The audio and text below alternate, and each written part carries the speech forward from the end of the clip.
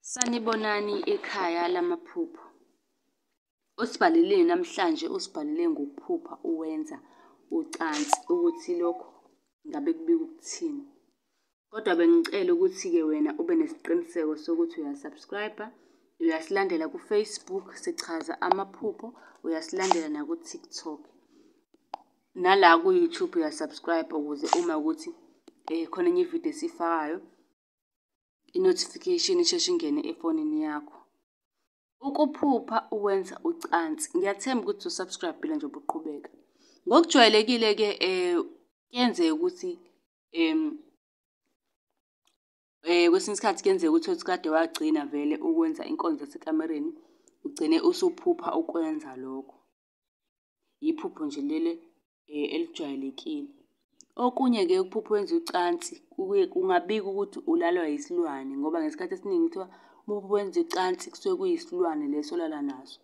Lowo muntu hlampe osuke evele ephusheni kungenzeka ukuthi usetshenziswe as isilwane, ungagcina usumzonda ngezinye iy'ndlela kanti le silwane esithunyelwe wena siziveza ngaye loyo muntu. Uyabo? Iphupho kanjalo kusuke kumele uqaphele ngoba usuke ulalwa yiy'lwane. Ukulala yisilwane kuyasenza-ke isichitho kumuntu othandana naye, egcine nje engasakujabuleli ukuba nawe. Njengoba bengishilo ukuthi-ke uphupho wenza ucansi akubiki ukuthi unesilwane ngaso sonke isikhathi. Uyabo? Kwesinye isikhathi kuyenzeka-ke ugcine usuthola umsebenzi okanye uthola imali, unyukelwe isikhundla. Abanye kuyaye kuthiwa-ke kuyabika inhlahla ezayo eduzane. Yebo leyo nto.